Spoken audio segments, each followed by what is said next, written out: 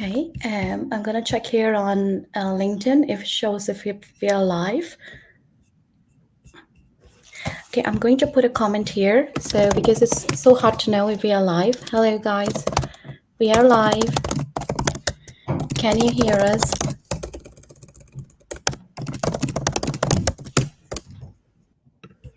Okay. Yeah, I'm sure that we are live, but it's sometimes LinkedIn doesn't show that we have gone live, but pre-live. Okay. Click to join. All right. Lovely. We are live. Okay.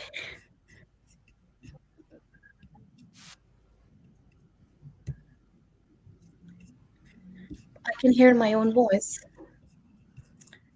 I'm able to hear my own voice. Okay.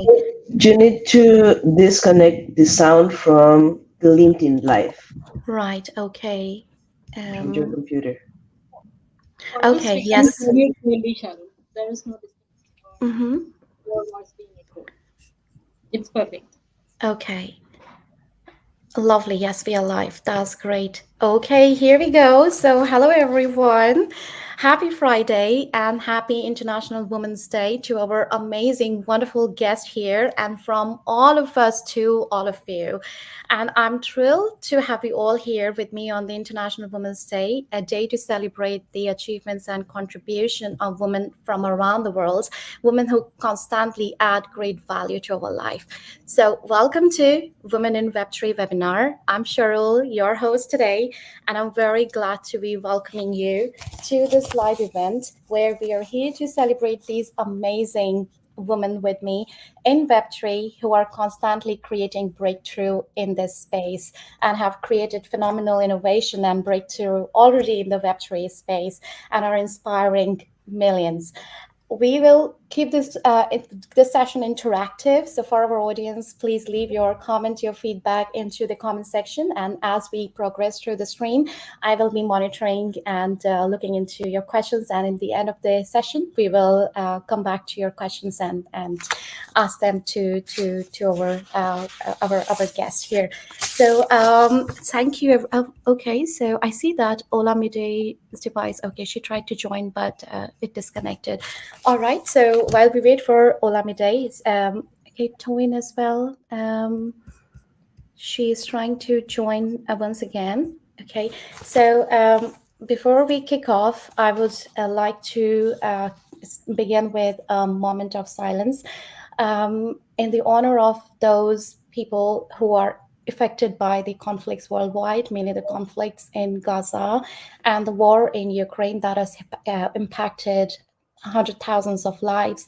And let's collectively send our thoughts to the victims and their families. So I will ask all of us and our audience to hold a 1 minute silence and to send our thoughts to the victims and their families, please. Thank you. Okay.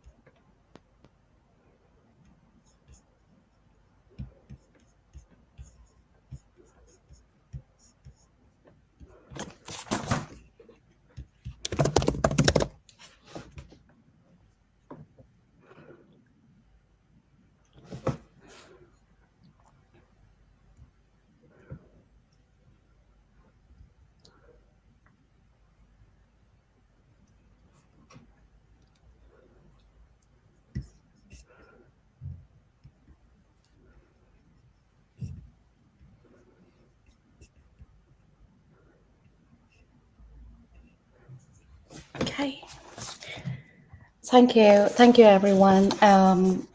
We really appreciate. Thank you so much. And so, without further ado, so hi, Lisa. Lisa is here with us. Lisa just joined.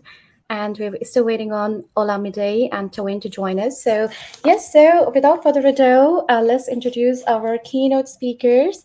They are both pioneers in the Web3 space, and we are privileged to have them share their insights with us today.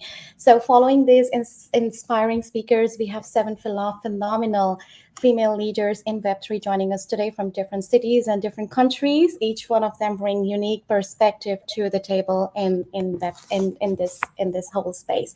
So I'm thrilled to introduce our first keynote speaker. She is the 50 most influential and inspire. She's among the 50 most influential and inspiring women in blockchain. She's top 100 women of the future 2022. In 2021, she's a rising woman in crypto power. She's also named among 100 global women leaders. As a co-founder and journalist at blockleaders.io, she has made significant contributions, earning her the title of Crypto Queen. She has been featured in Al Jazeera, Russia Today, BBC Two, News Night, UK Telegraph, RTE, TV3, Huffington Post, wow, New York Times, Irish Times, Vogue Italia, and the Irish Independent. So let's give a virtual round of applause to phenomenal Jillian Godsil. Jillian, welcome, and share your vision and your keynote with us today. Thank you very much. It sounds more glamorous than it is. I have to say that for a start. There's a reason you get in the paper, either because you're very famous or because you're very infamous. And I've kind of sailed along the infamous route quite a bit. But no, I'm delighted to be here because I've been listening today to a number of different talks. And I look forward to the time when we don't have an International Women's Day. And I mean that because we don't need to, well, not we have a Mother's Day and a Father's Day, we celebrate different roles, but again, so it's not needed to, especially in business, to encourage women to come into these different areas. So I look forward to celebrating International Persons Day down the road, whatever, perhaps. So anyway, it's coming. So thank you so much for being here. I want a tiny snapshot of how I got here, because I was listening to another space, two of them earlier, and the roots are quite different. People come in very, very different ways into this world, and for different reasons. I listened to one person speaking this morning, a young woman actually, and she was saying that she got in because she invested in Dogecoin and did rather well. And I went, darn it, I wish I had done that. Sadly, I came in broke, but I came in with a lot of hope. And if I can just tell you very briefly the background, everybody has their own story. Mine is a little bit quirky. Traditional upbringing, went to Trinity College, hard in Dublin and hard on the milk round to work for JP Morgan in London. All very exciting. Met my then husband, went off to Australia and Singapore and lived all around the world and worked in fintech PR at that stage. Came back to Ireland, bought a big house in the country, big mortgage, and 2 children with my husband, and lived happily ever after. Oh no, I didn't. One of these stories. So sadly, the divorce and the recession happened at the same time, and I couldn't be both. So long story short, I ended up becoming an accidental activist, because at that time the banks were shaming people who failed financially, saying that they were gaming the system, or using terms like moral hazard. I mean, now all of us in this space, I'm obviously preaching to the converted, but just the sheer hypocrisy of what the banks were doing to ordinary people. You know, what do they call it? They say it's capitalism for the little people and socialism for banks, which is the wrong way around. We bailed the banks out. Anyway, in the midst of all that, I ended up losing my home, becoming a bit of an activist. I was talking all the time on radio and TV, and they sent in TV cameras from France and Belgium. It was weird to do my story. It was kind of weird. But anyway, I kept on talking about how unfair it all was to the ordinary person.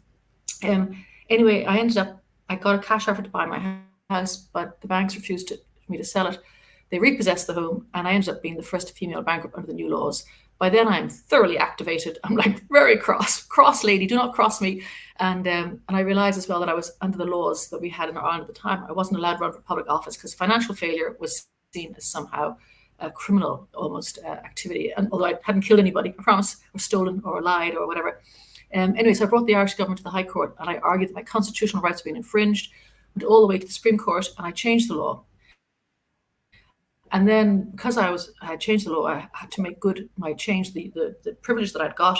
And the next elections coming up were the 2014 European parliamentary elections. I ran in as an independent against the banks pretty much in 2014. And I got 11,500 votes, which was phenomenal because I had no money. I was on the dole. I had to borrow a car. You know, I didn't have a team. I was just doing this all blind, just sort of going my instinct said, this is not right, what's happening to everybody. And I said at the time, every vote I got humbled me.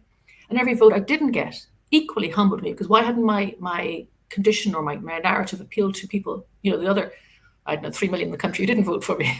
Look, it was different areas. Anyway, I thought my life was over there. And I wrote an article for the Irish Times, the Irish Independent, I think at the time. It was called Invisible at 50. And there is a thing for women. Women, as they get older, they don't get, well, do get grey hairs, but they don't get that same sort of reverence that men get with age, that grey hair, experience, whatever. Women become invisible. And I wrote a piece, and it actually went viral. I was on lots of radio shows again, for being slightly infamous, point that women over a certain age just don't really exist anymore in society. And it was around that time, shortly afterwards, that I bumped into blockchain. And I went, oh my God, this makes such sense to me. Because my world had fallen apart, I didn't have a very, it wasn't a rich upbringing or anything, but I was privileged in many ways that I hadn't considered. My father and mother, mum stayed at home, 6 kids. My parents decided that education was important, so I went to private school. I went to Trinity, JP Morgan, all these things that, I thought I just worked hard and toddled along, and I did. But I had such a good starting point, and I began to understand the lack of privilege around the world. And I was thrown into an absolute lack of privilege. And it's like 20 years on that I'm looking back and I'm going, oh my God, it was pretty hairy times at the time. And to enter this space into blockchain, what really got me was, it wasn't the Lambo, although it would have been nice to have, invested at that stage. It would have been lovely, but I didn't have the money. But it wasn't that the price, although we know now that the market's more buoyant, and that brings people into the space, and that is exciting for good reasons as well as funny ones. But it was a fact that the democratization of opportunity. And that, to me, I said, how do I help my kids? I have 2 grown-up girls. I want them to live in a world that's better than it is at the moment. And you started off, Cheryl, thank you so much, about thinking about the war zones. I mean, I gobsmacked. We have war zones in 2024, gobsmacked. So I want my kids to have a better life, and everybody does. And it's not, there's no one that I've met that's ever said, I want the world to be a worse place. Thank you very much. We all want it to be better. And I see blockchain and Bitcoin and the other currencies too as a means of, democratizing access to finance. And I just think I'll stop now speaking. I mean, so for me, I'm very excited to be in here. I'm a journalist in this space. I get to interview people. That's a huge privilege, more privilege again. And I get to travel, and I get to speak at conferences, and again, meet people. Meeting people who have the same mindset is phenomenal. And then 2 things have happened to me this week, which makes me very excited. One is I got keys to a little house in Arklow. Yay! After 20 years, I finally got my little house. And my age, That's I want amazing. a little house. I don't just to close the Yes. door. I'm just like, whoa. And the other thing is that this is kind of funny. Back in 2014, the most exciting book at the time in the world was 50 Shades, which I hated. But I thought, oh, I know, I'll write an erotica, a series of erotica. It'll save my house from the banks. And I didn't, right? It did cause some babies, but it didn't save my house. I didn't sell enough. But I'm going to be published in May on book.io, which is a book platform, an NFT book platform. And the same ones again. I mean, they're 10 years old, but it's fun. So anyway, that's where I'm at. And I'm very excited to be here. And I'm very, very, the more I'm in this space, the more I kind of go, I'm pushing for the old ladies. I don't consider myself old, but I'm 59 this month, so I'm not young, but I'm middle-aged, so I'm going to go out towards that 100 and something.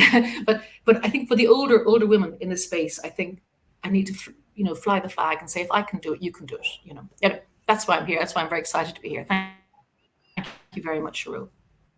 Thank you, Jillian. Thank you so much. And when you've just mentioned about that you are working for women in a certain age bracket, say maybe above 40 or in their late age, to help them, support them in their financial journey. So it just brings me back to my own mother and the women in my own community, that it's just the vibe of the community is in such a way that you're turning 50, you cannot do certain things.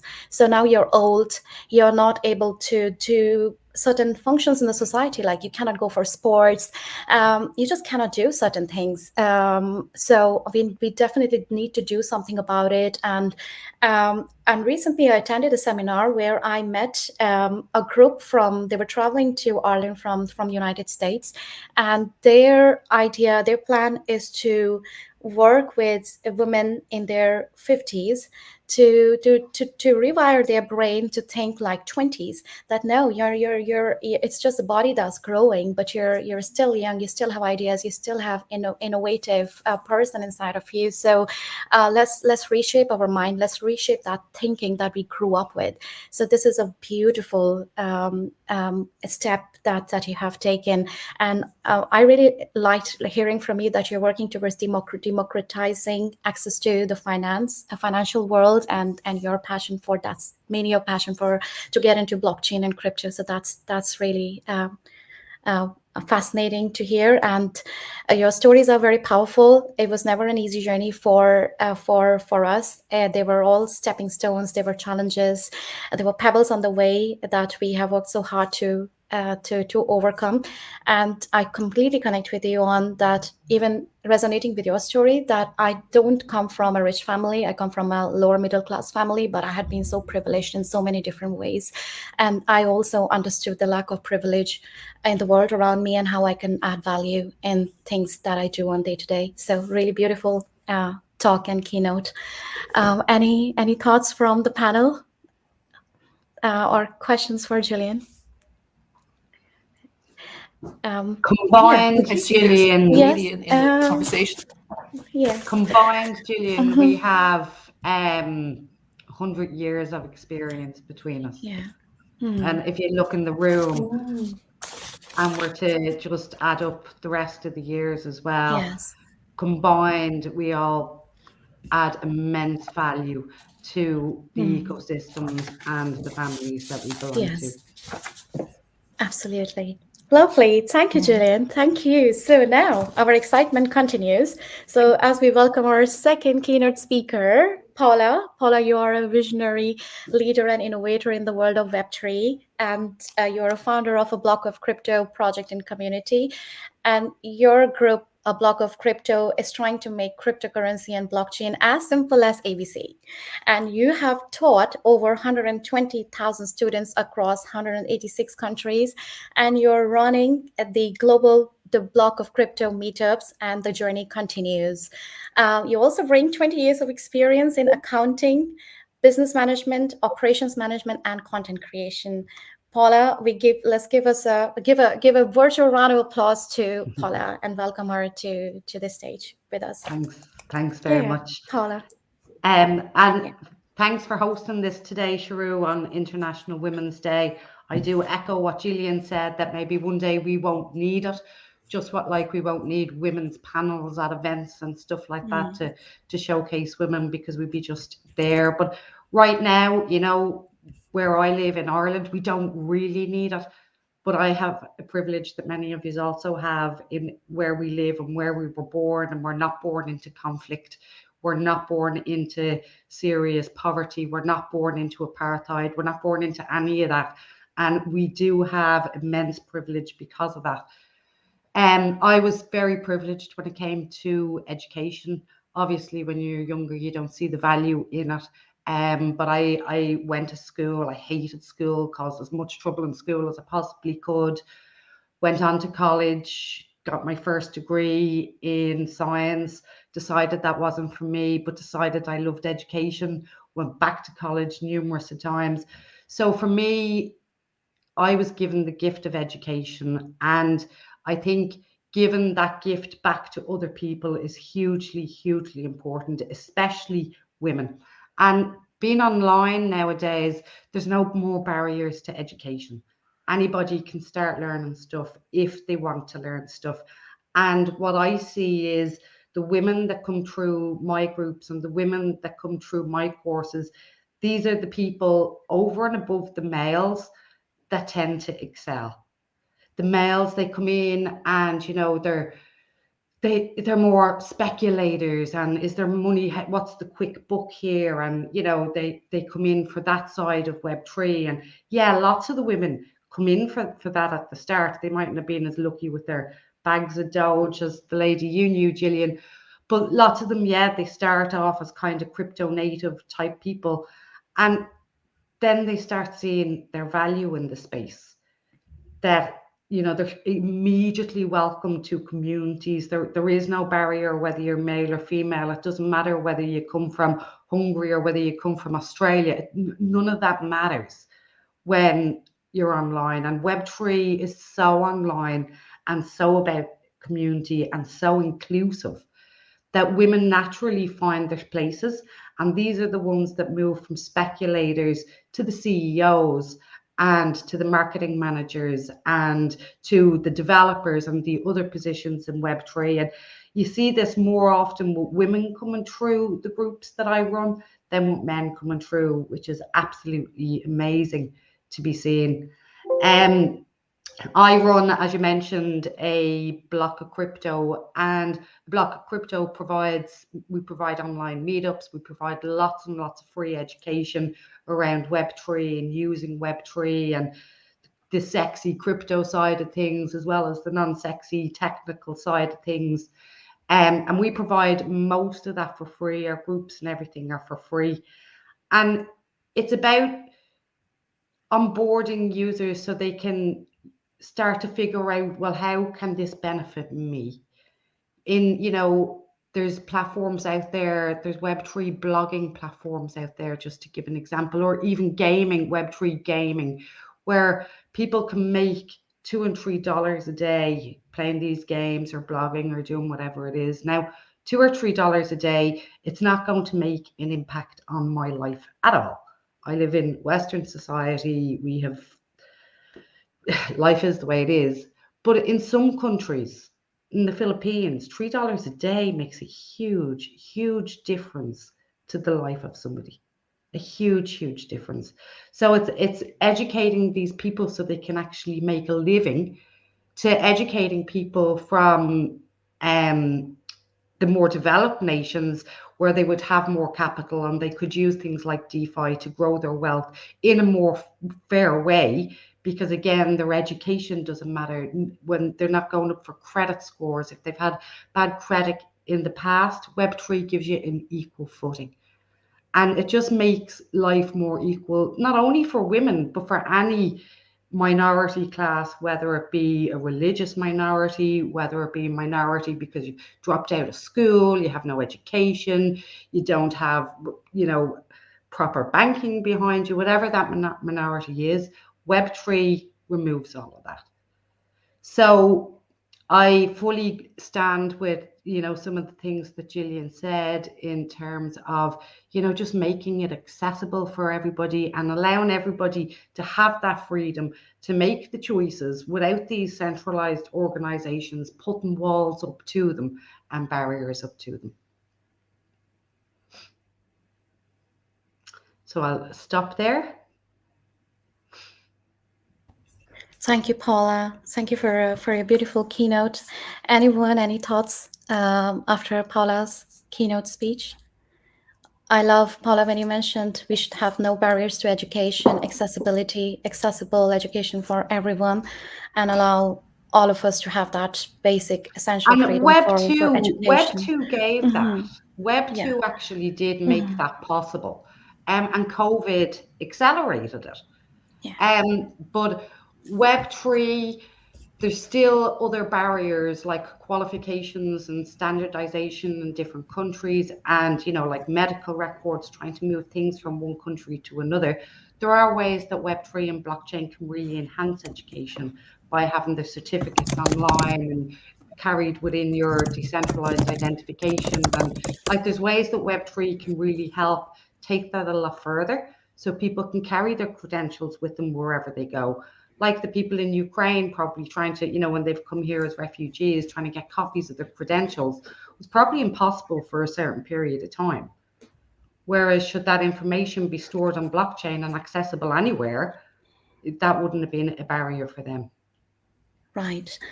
And also for our audience, I would like to add that please check out the Block of Crypto website and explore some of the courses in Web3. They are they are created by Paula in an ABC format, as simple to understand and get the concept of Web3, blockchain, and crypto across to in a very layman term. So go and check out the Block of Crypto website and those courses. Maybe it can help you start your Web3 journey. So. Right, Paula, thank you. Thank you for your insightful keynote speech. Now, as you have mentioned about DeFi, so I would like to invite our next speaker. She is joining us from Okure, Ondo State, Nigeria. She's a Web3 product and growth marketing strategist, and she's also known as a blockchain baby on LinkedIn. And she's a woman in DeFi and a DeFi educator, and bringing several years of experience in social media management. So welcome, Olamide. Olamide, can you hear us? Hello. Hi, nice to have you here.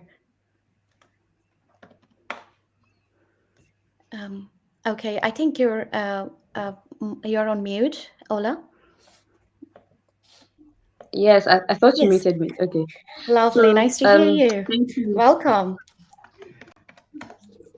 Thank you. It's very nice to meet Paula and Jillian. Yeah. I found them on LinkedIn and Twitter yesterday. And it's also nice to meet Laura and sorry, I do not want to pronounce your name the wrong way. Vijaya and Lina. Yeah. Lovely. Nice Thank you. meeting Okay. you. So, Thank you for being here with us. So, Ola, you've mentioned to me earlier that you would like to talk about a topic that's so close to your heart, that is beyond being a career woman, using DeFi actively yourself. So tell us about your journey. Tell us about how you got into Web3 and all the great work that you have done in DeFi space. Tell us about your story. okay. So, my name is Paula. I live in Nigeria, in Africa. I got into Web3 December 2021. I watched a YouTube video and the guy said, try to learn about Web3. So that's how I got into Web3.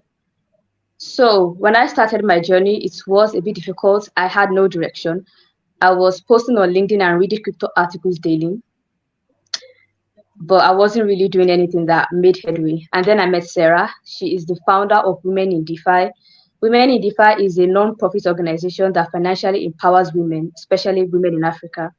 So I attended their major cohorts. They taught me for free for 3 months. They gave me an overview of Web3. They taught me about airdrop, staking, tokenomics, on-chain analysis, jobs, everything, just an overview of Web3.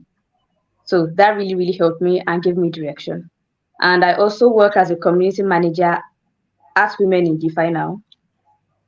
As an event marketing manager, I am currently the brand event marketing manager for Code Africa.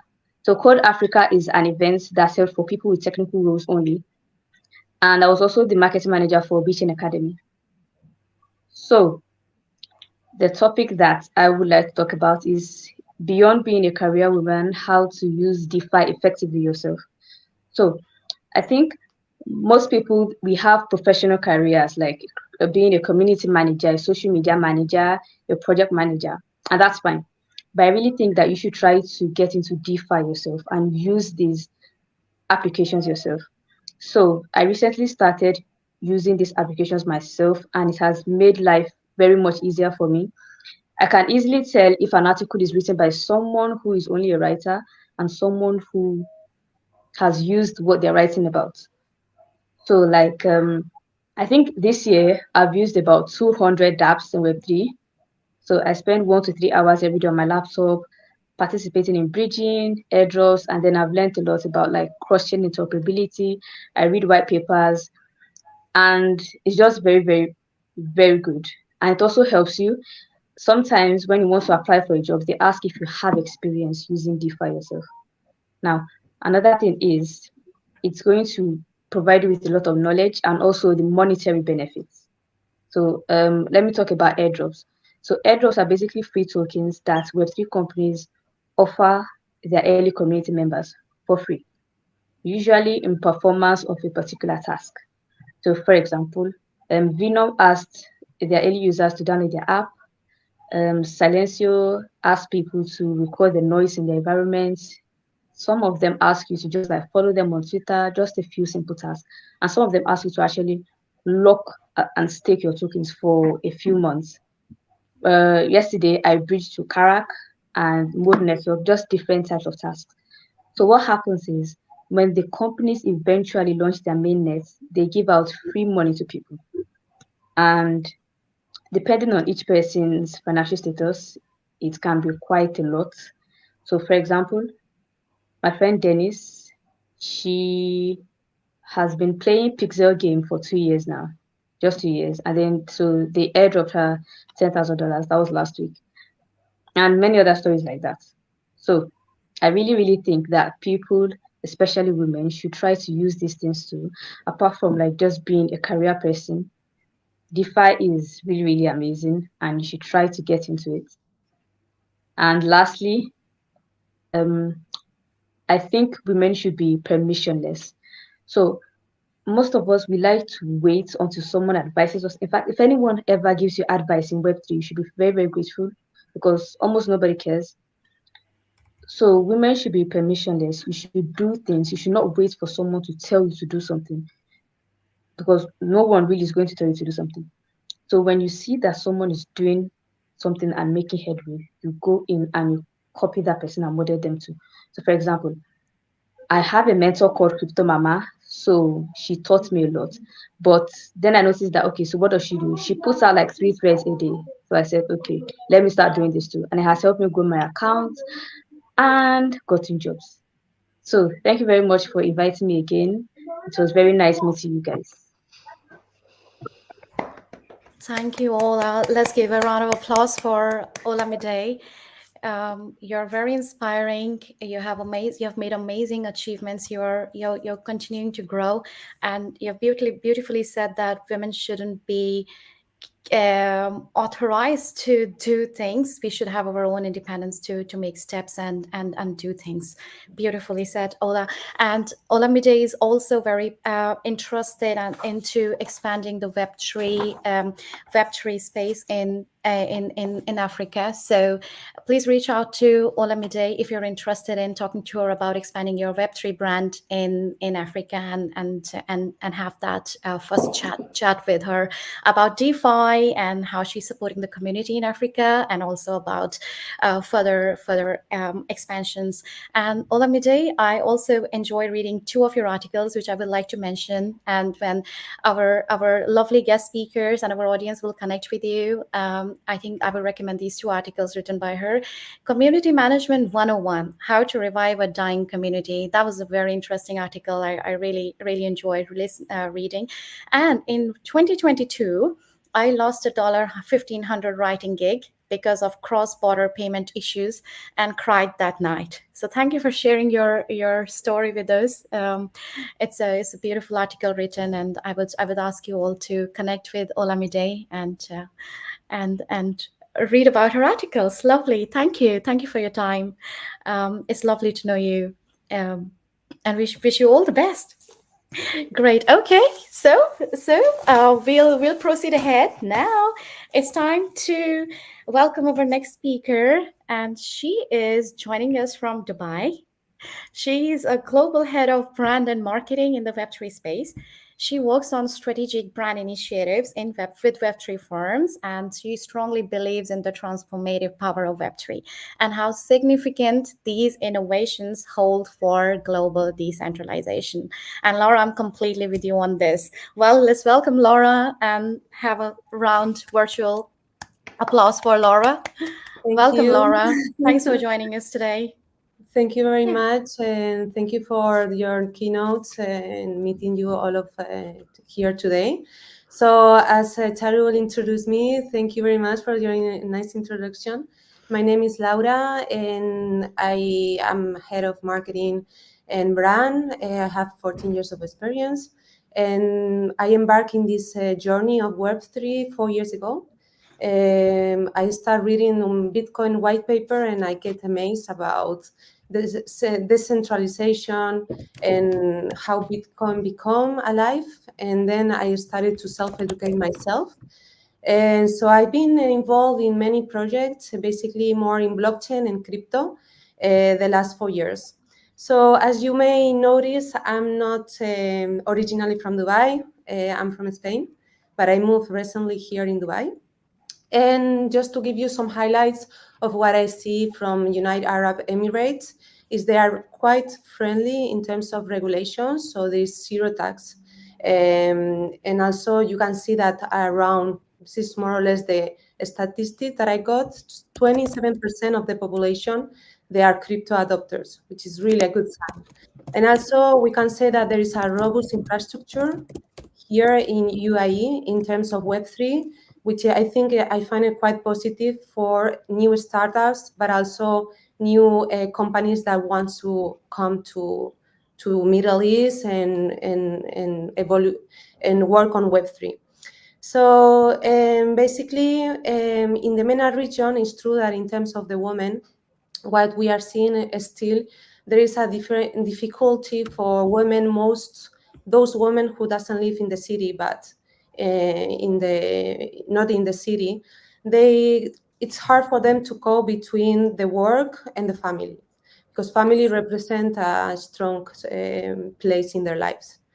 But I am quite positive in terms of Web3, because Web3 allows women to work from home, and also they will allow them to have independence in terms of financial independence, which I think is great. And also, as I think Paula, you mentioned the online training that you can do yourself. We have so much training and so much free training that I think this is an opportunity for those women to to be in the Web3 industry.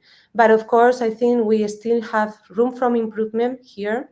There is a need of mentorship, a lot of training, and there has been some initiative that I'm seeing, organizations, but still I think we need to invest more on that. But there is positive signs. There is initiatives that I'm seeing. For instance, there is the Dubai Metaverse strategy, which they want to become the top economy in terms of metaverse. There is Abu Dhabi as well in terms of metaverse gaming strategy. So they want to be the hub of metaverse gaming. And a few years ago, they implemented as well the Blockchain Center of Excellence, which helps companies and governments to join the blockchain industry. So there are positive signs.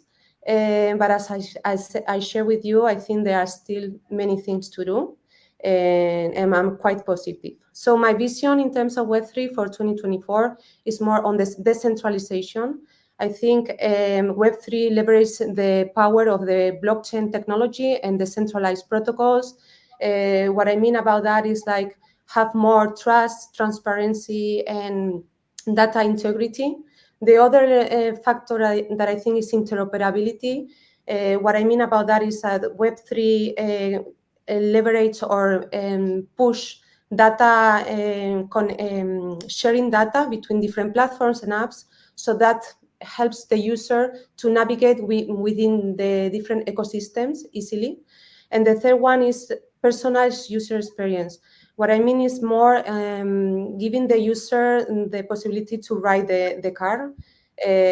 What means is like having control on the personal data and having a more personalized user journey. So I just wanted to finish based on my experience and a project that I work as a marketer. And I work in the past project with more in the crypto exchange platforms. So the purpose was to increase the user engagement of the communities. Communities, I speak about Discord and Telegram. So what I did is first step was to make a quite analysis of the user behavior. So I think it's very important to put yourself in the place of the users, and how we did that through NPS, but also behavioral content. And behavioral content, you can differentiate within different verticals. What do I mean about verticals in content? So for instance, in this case was traders, newbies in Web3, but also we had people who are interested in what Olamide said, airdrops from listing tokens, for instance. So basically, we analyze all this data on the clicks and the views, and we created, the second step was to organize groups on this platform of communities for this type of personas. So we created engagement campaigns for them, airdrops for those who wants to earn tokens and have a way to earn these tokens that after you can, as I think Paula, you mentioned as well, in Philippines, you can earn $3 per day thanks to that.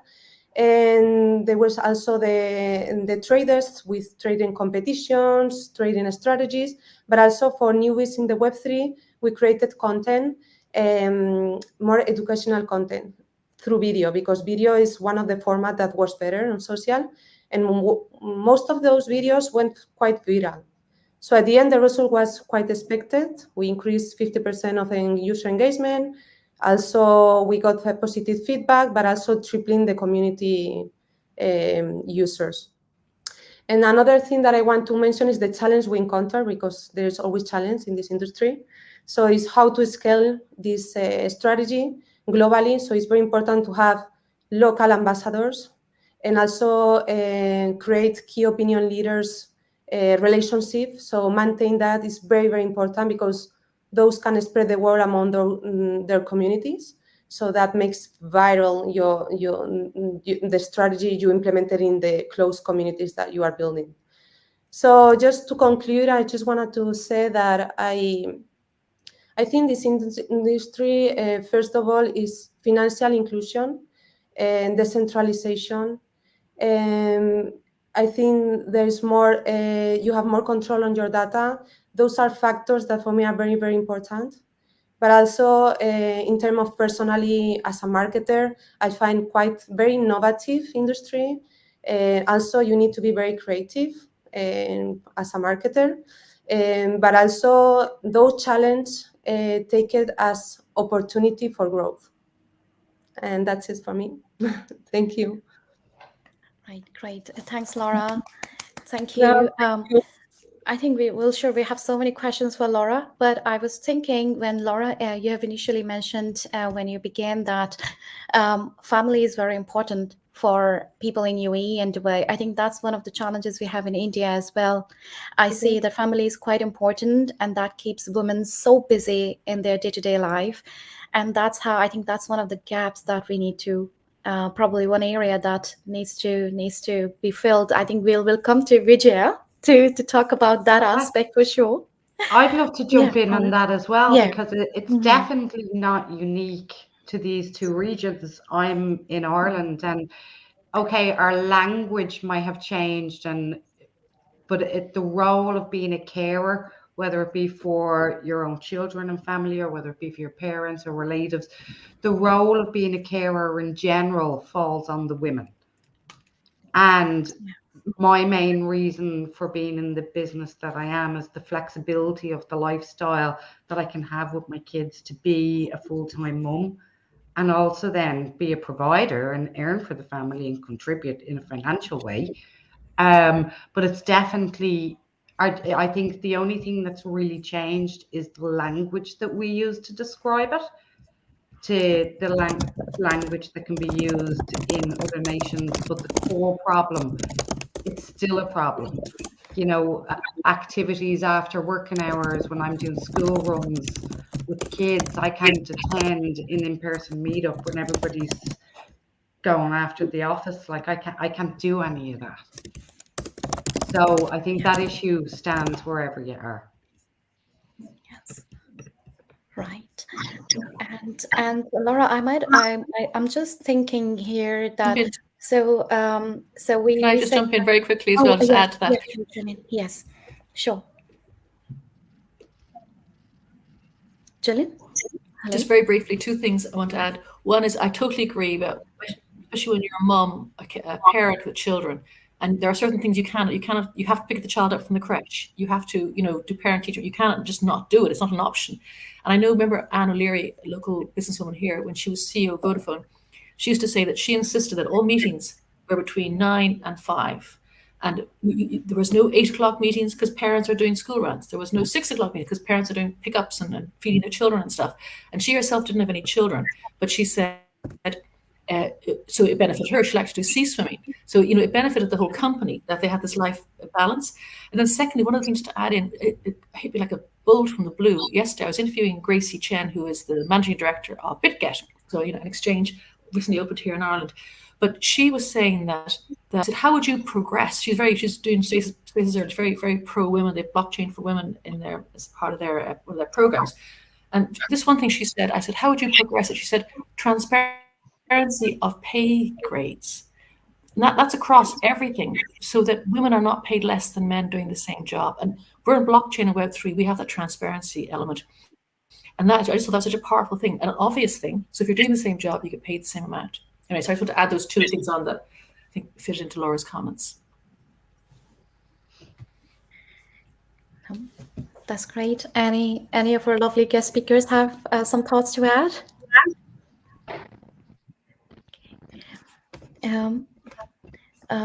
Okay. Oh, okay. So maybe I'll have a question. So Laura, you have mentioned that there are 27% adopters in Dubai, or it's across the UAE region for crypto or blockchain? In the UAE. In the UAE, right? So have you seen a landscape of how does the comparison works in comparison to the adoption in the EU or in the UAE region? Have we looked at those stats? Because I'm completely unaware of this context. I just check on here. That was the last number I got, but of course I can share with you afterwards. Okay. Yes, absolutely. Okay. Thank you, Laura. And I also wanted to, I was reading through, well, I have so much of information that I've taken from everyone's LinkedIn profile. So I was reading your article on exploring the pros and cons of Bitcoin ETFs, a journey of learning and gratitude, where you have expressed your heartfelt gratitude to Professor Dr. Philip Sanner. He was a head of Frankfurt School Blockchain Center, and he recently passed away. I recall I did a course, 2-day course, and it was related to blockchain crypto, where Julia also participated, and we got to interact with Dr. Sanner. And yes, it's very sad to see that he recently passed away. So, and his expertise, you've mentioned that his expertise and dedication to advancing blockchain technology have left a mark on the field, and that you feel privileged to have learned from his works. I wanted to mention Dr. Philip Sanders' name in this in our. He did a lot for the women on this course and in general. Thanks. Lovely, thank you. Let's give another round of applause for Laura. Thank you, Laura. Cool. Okay, so now it's time to welcome our next speaker. All right. So what if, like, I tell you that I'm in Ireland and I'm looking to buy a property in South America or India, and I just get into this virtual expo, and here I can communicate, collaborate, and make a deal with the real estate people in that part of the world. How amazing is going to be.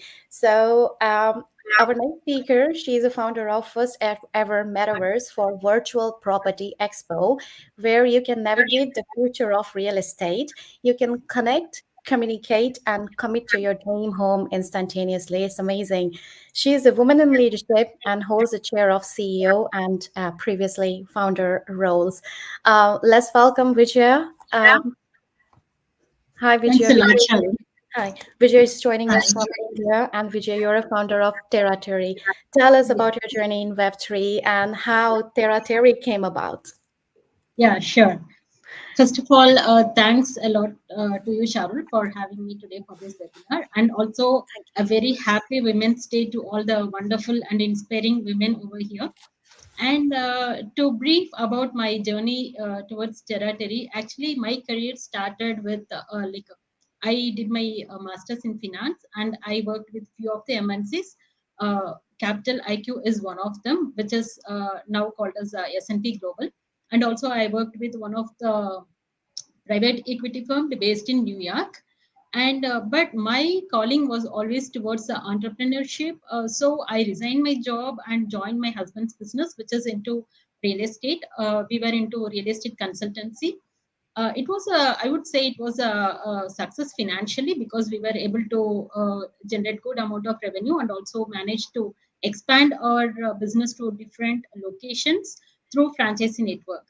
But it was at that point of time I understood, like, there are a lot of challenges. Even though we spent a huge amount of money to get a quality lead, even though it is a project specific lead, there is still a challenge to reach the client, potential client, because there are a few of the constraints. One might be time constraint to reach the client because of the timing difference, and also there is this geographical constraint also is coming into picture.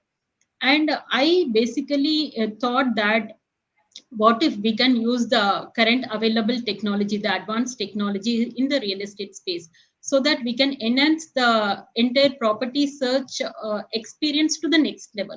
That is how we came up with the idea of Territory, where Territory is basically an online marketplace which connects the property buyers and sellers. But we use the advanced technologies like artificial intelligence and metaverse. And for the first time in the Indian real estate market, as mentioned by Shahrul, like we conducted a property expo, which is completely online on the Metaverse platform. We chose Metaverse because basically it's a gaming platform and it is highly immersive and interactive. So it can transcend the geographical boundaries and helps the property buyer to connect with the builder of his choice. So that is how we came up with the Territory Expo. And apart from that, we are building other platforms and products which are built again on the Metaverse platform, which can entirely transform the way the builder and developer can connect to the property buyer. So this is very brief about my journey towards Territory. But if we go deeper, like everything seems so rosy, like when I told about my journey. But I we had our own challenges in facing it. And as just Paula, when she was mentioning about her life, she said that she gave herself the gift of education. The same, I did the same, because I married at a very early age, and I had to discontinue my studies because of my family. And I stayed as a full time mom for over 12 years. And after that, I realized that I should give myself the gift of education, because I should realize my potential. So that is when I enrolled and I completed my bachelor's in business administration. My husband, he tremendously helped me and supported me, seeing my conviction to do something out of my life. So I completed my education, and after that I joined with the one of the biggest MNCs like S&P Global. And even I managed to visit New York on my own. So after these accomplishments, I thought, so if a person who stayed at home for 12 years can come to this point, what can this person who started at this point can reach once, if I start something on my own?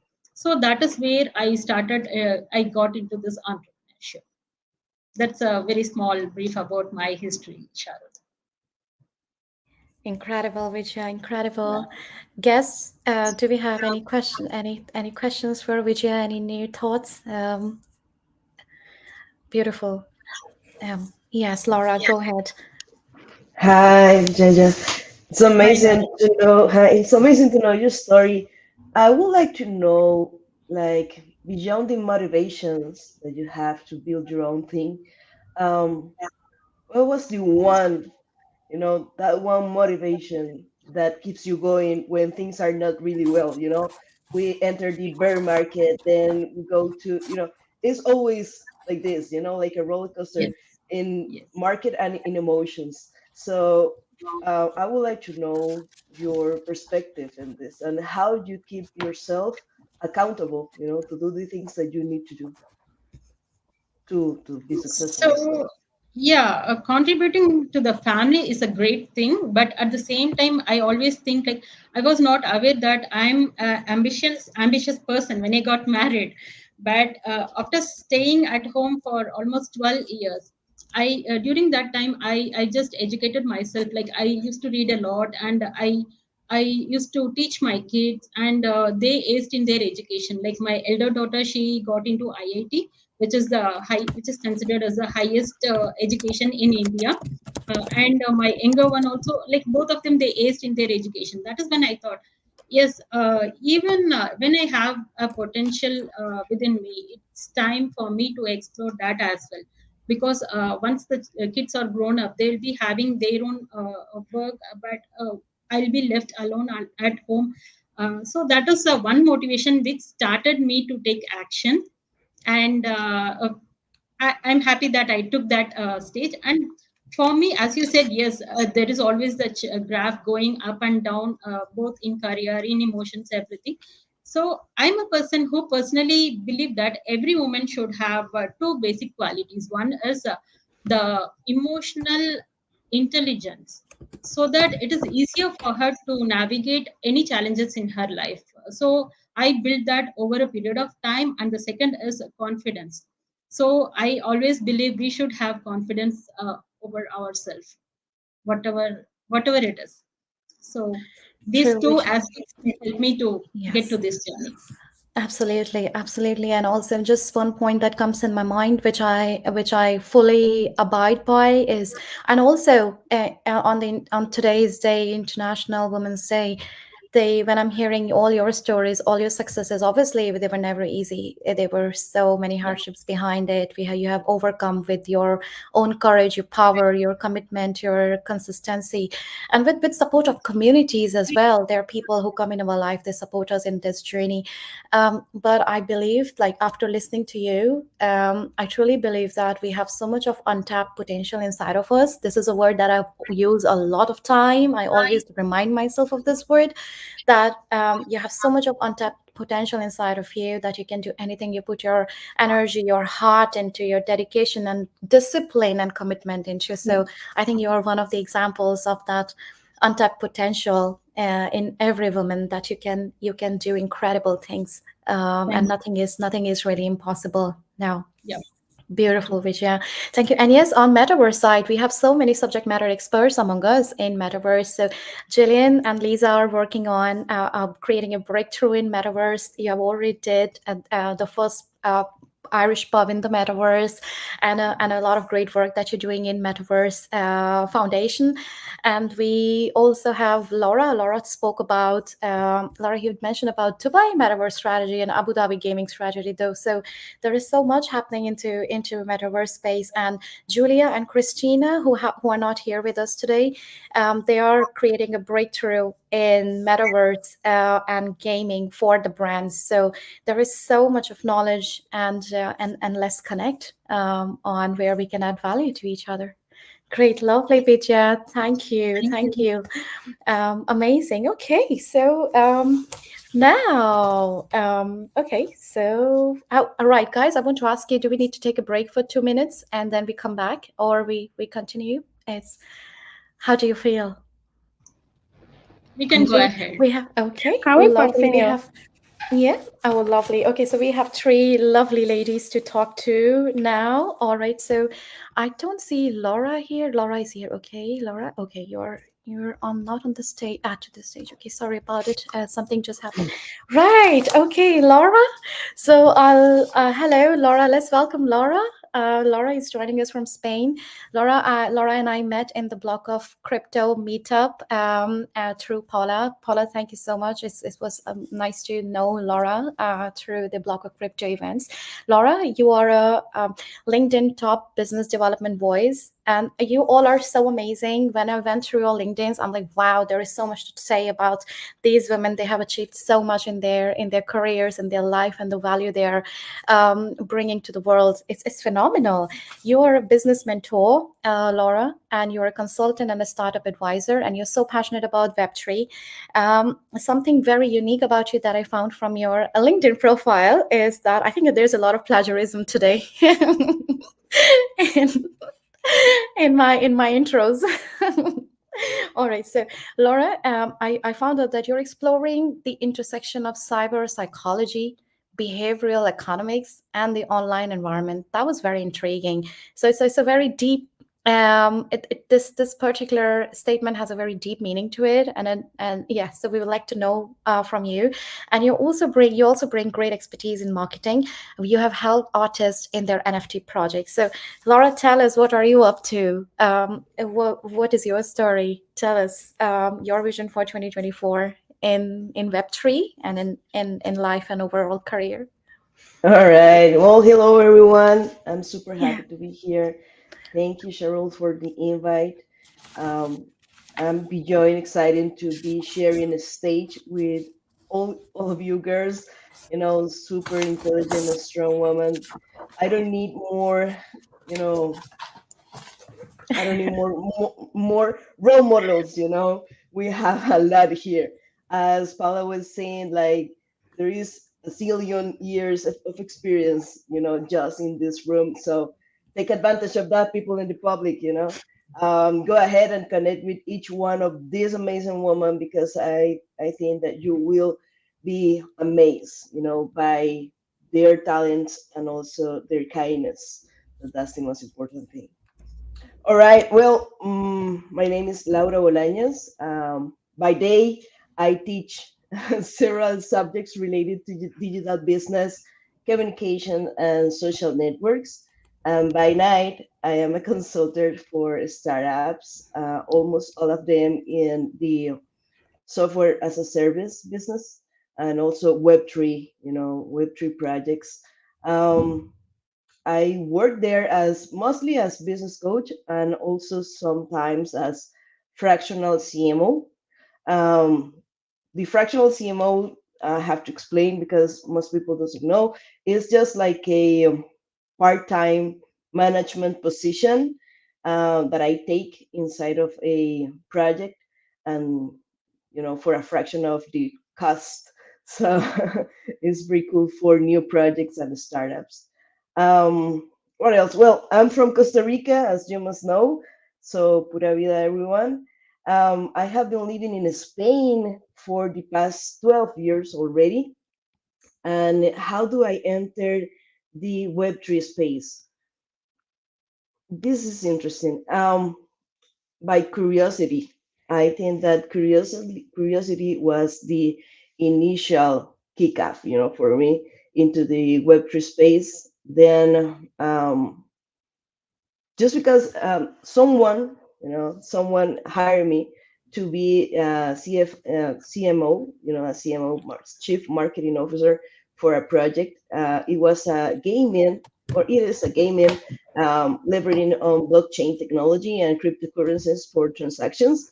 So I delved deeper and deeper and deeper in this innovative space, and I became captive, by its potential. And also, 4 years from that, I find myself super passionate still about this Web3 space, and the opportunities to bring people together.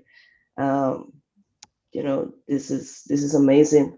Yeah, the intersection that I was studying, that's for my PhD thesis, is between behavioral economics, um, the cyberspace, and e-commerce. And something curious happened because that was almost 4 years ago, and it's amazing because at the time the cyberspace was just the internet. But right now we can call it metaverse.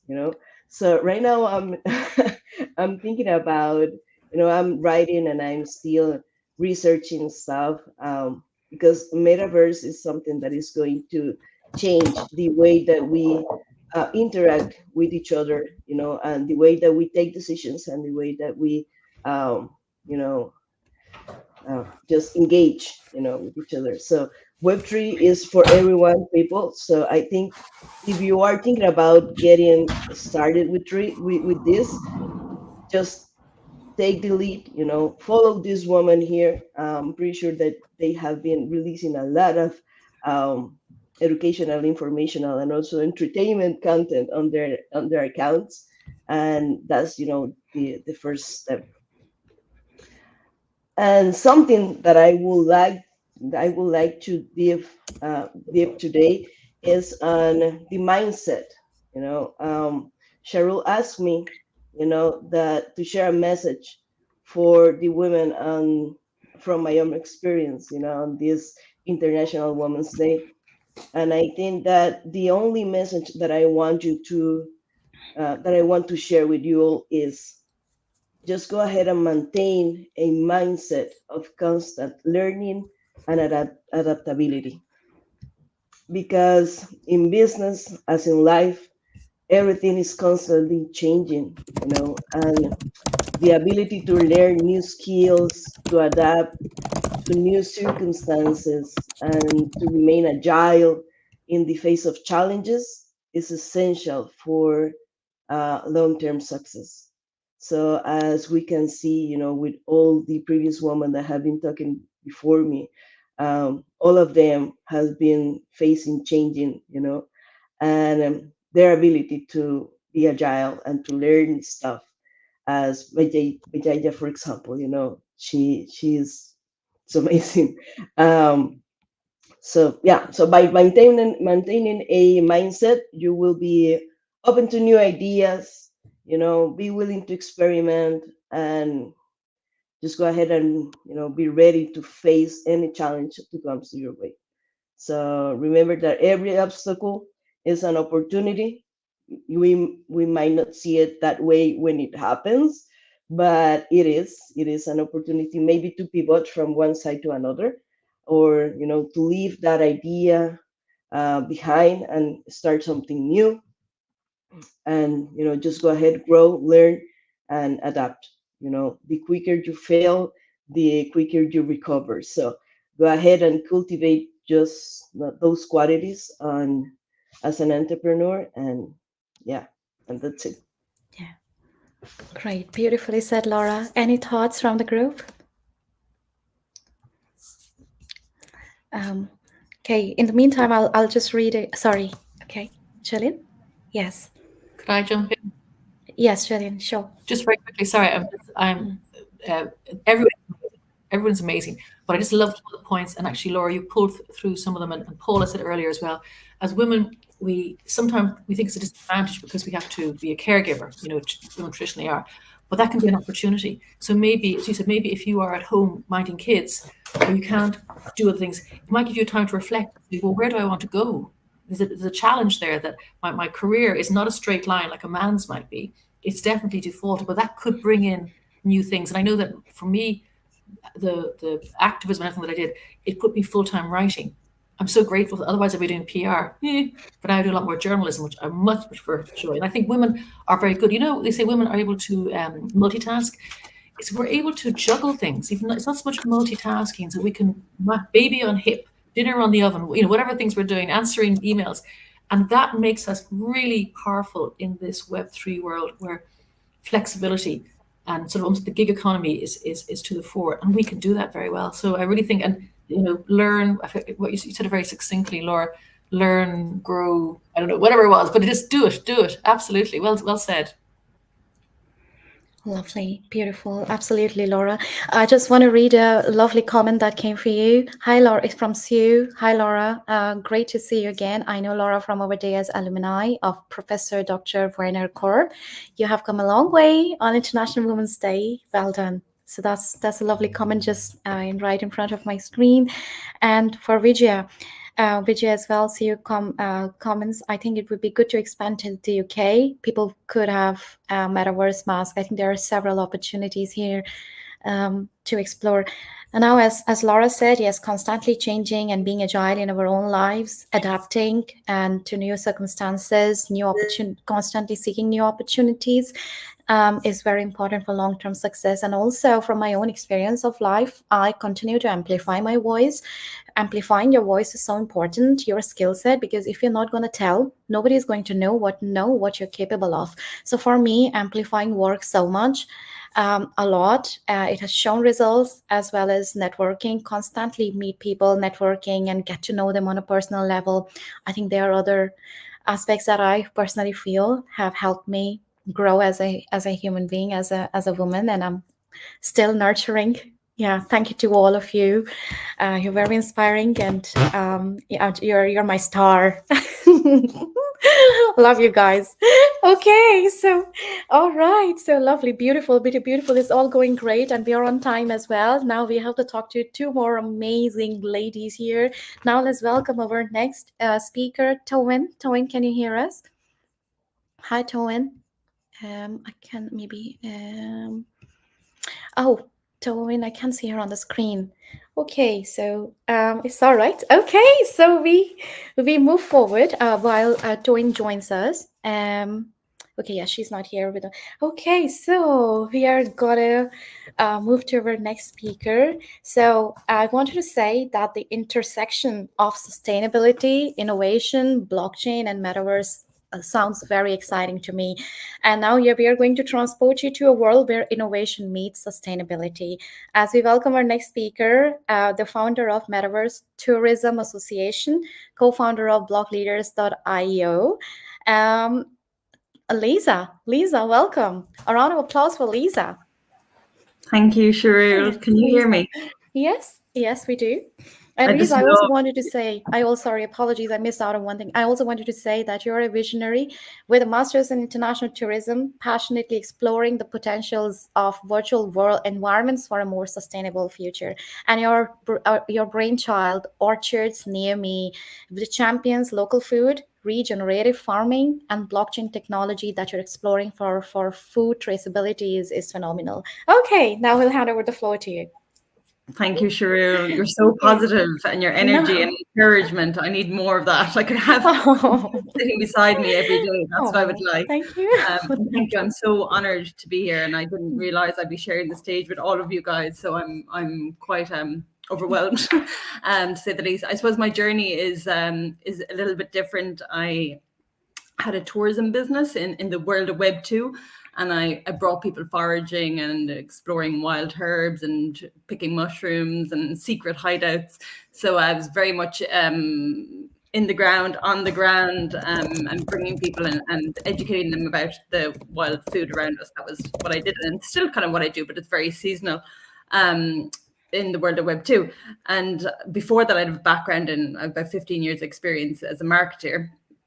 And then when I came to Web3 and I saw the opportunity here, and I'm always interested in innovation and technology and how it could impact our lives, I was thinking, oh wow, this is going to change how we travel, how we commute, how we spend time in a place. And my idea really, when COVID happened, my tour business obviously shut down. COVID shut down all travel, and a lot of the people that went on my foraging tours were American tourists that would come to Ireland. And I would literally go and have tea with them and teach them about wild herbs. So that kind of forced me to think about travel in a different way. How do we experience the world around us, and how could we still learn about other cultures and experience culture? And then the metaverse came along, and I started looking at the metaverse and what it was doing. And I founded the Irish pub with Jillian last year. And I think for me, looking at all the different use cases, I think we're moving towards a hybrid future of travel. And that's what the Metaverse Tourism Association is aiming to do, to bring people in and then to showcase them and to tell them about this virtual tourism, world of virtual tourism. So we have 3 I's. It's to ignite, inspire, and inform the tourism sector and tourism businesses about the opportunities that exist in Web3 and the Metaverse, particularly for the tourism sector, and the transferable skills that I see could be brought in. And also because the metaverse is borderless and it's also inclusive. And I think for a lot of us, we don't realize, because we travel, and I travel not a lot, but 3 or 4 times a year. There's many who can't travel, either due to physical, restrictions, financial restrictions, or visa restrictions, or maybe they're, going through a war in their country. So I think that the metaverse provides an alternative, a very valuable alternative way for people to travel and way for people to experience other culture. I think it's getting there, and I think it's already there in Dubai. As Laura said, they've the metaverse strategy, and Tokyo just launched a metaverse project, and I know that Barcelona are working on something quite interesting. So, destinations are seeing the potential, and I think the more we realize that we don't need to be on the ground to learn about the culture of a region, I think the metaverse is going to explode in popularity and in understanding of the opportunity that's there. So yeah, that's a little bit of a spiel about me, and I didn't really, I'm really grateful to be here, and happy International Women's Day to all of us around the world. Lovely. Thank you, Lisa. Thank you. Any thoughts for Lisa's points? Yeah, I just want to mention in Dubai, there is expected that to create 40,000 jobs, virtual jobs by 2030 with this metaverse strategy. So, it's, as you mentioned, it's huge. And also with those jobs, just to answer to Laura, I completely see the reason why they think that would happen.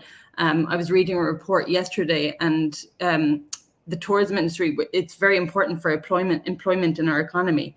You know, so it's, if we're going to transform the tourism industry or make it a hybrid version in the future, I think we can use the hospitality skills that are already there.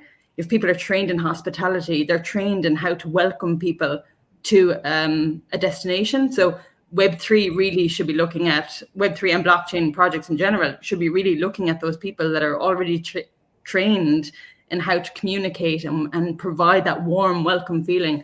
I think it'd be very valuable to Web3 projects and blockchain projects.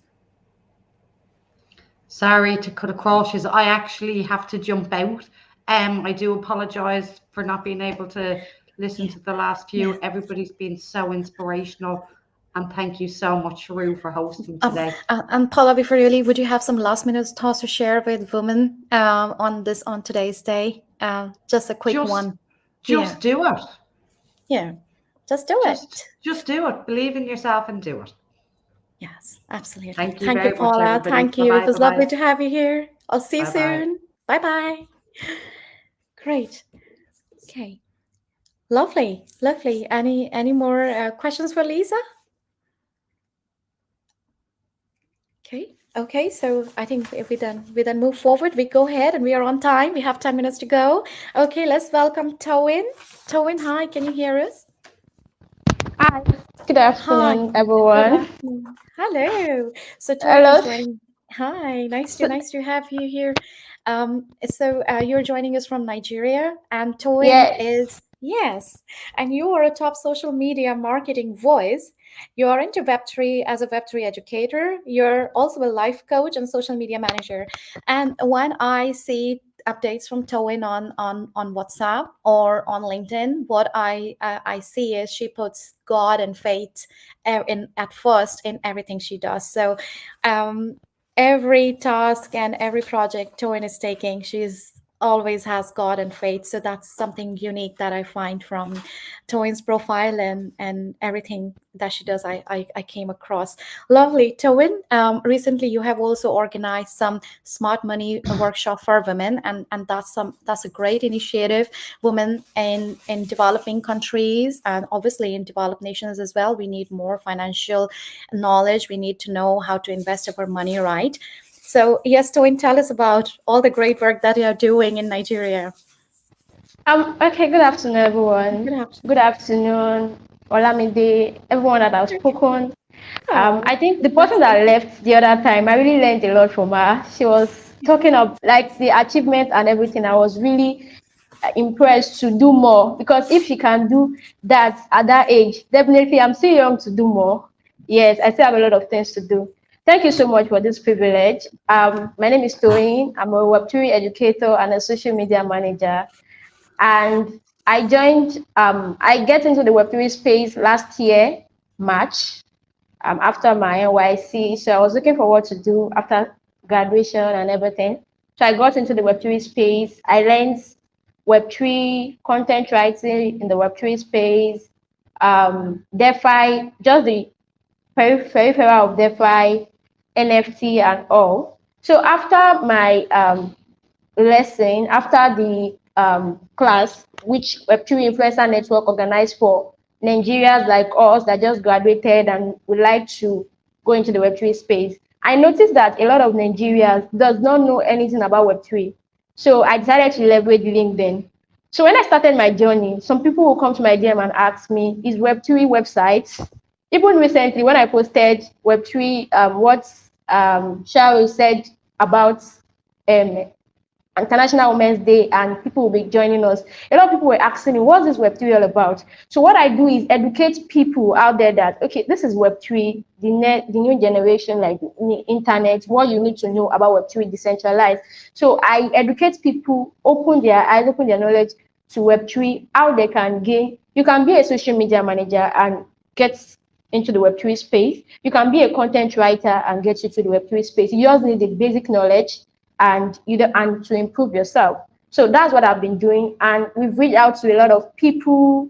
We organize events on LinkedIn, and also we have people that they've started, they've made a lot of money from Web3. I think recently I educated someone on Solano. Solano started something. If you're a content writer and you know how to write, you write for them to create awareness, and they pay you. So I'm taught a lot of people that are kind of looking for a job and they just finish. Okay, you can do this and fetch money for yourself.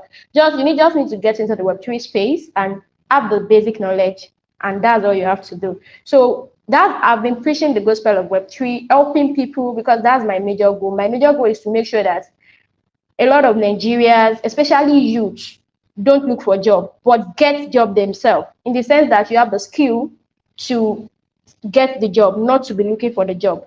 So that's what I've been doing, and I leverage LinkedIn to make sure that, okay, you can start from LinkedIn. When you get the skill, come on LinkedIn, optimize your profile, and at the end of the day, you get job, you get things for yourself. So that's basically what I've been doing. But recently, I tried to go into DeFi to know more about DeFi, and I've been doing a whole lot of stuff. I've been staking and all. So that's just it.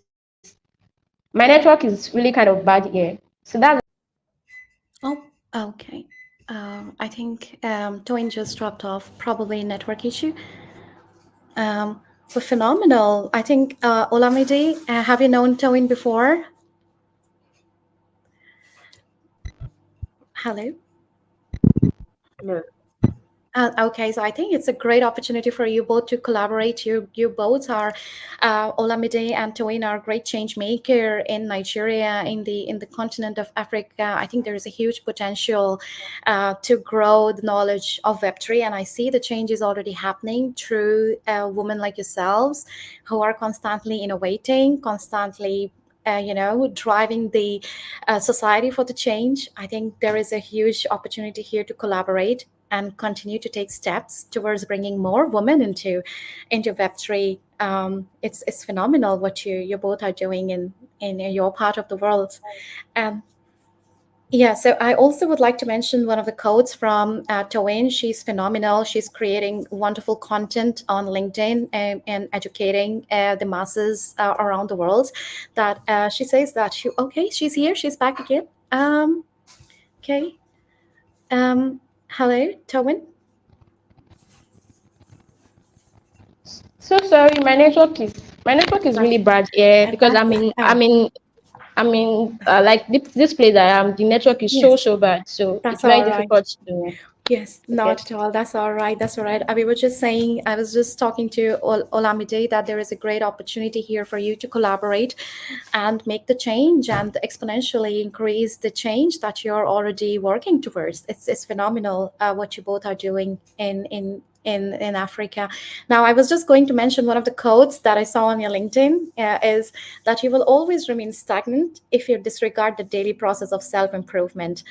Yes, so that's definitely, it applies, and we have all touched upon this particular aspect that we have to continue to self-improve and we continue to adapt and be agile in our ways.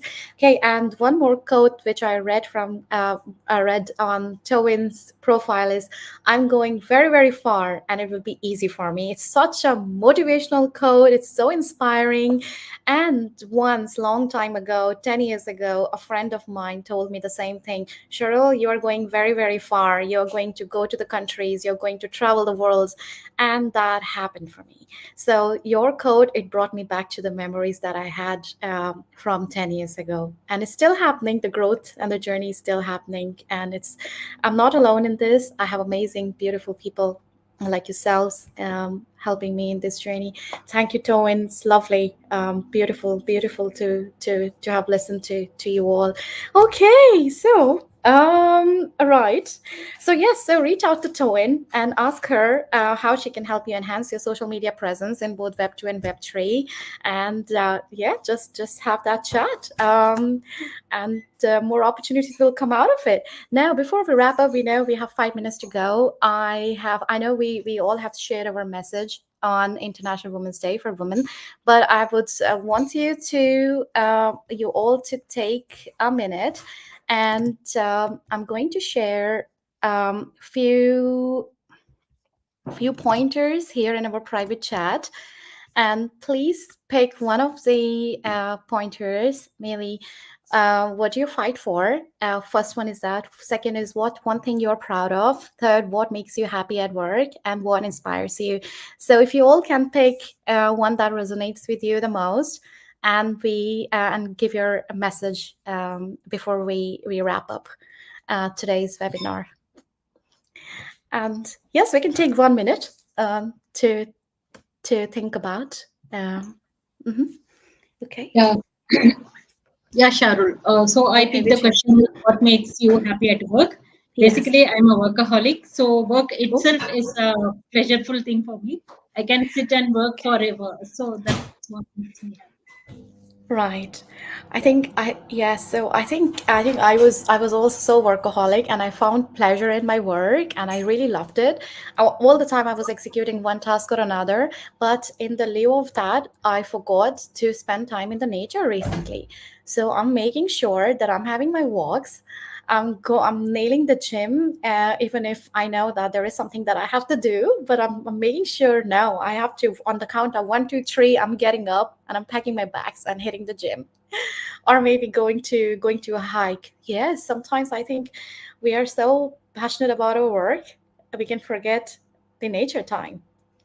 So yeah, I think lovely, Rivja. I resonated with you.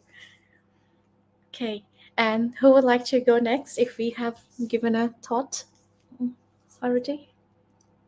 Okay, Laura, go for it. All right, I'm going to pick the what inspires you.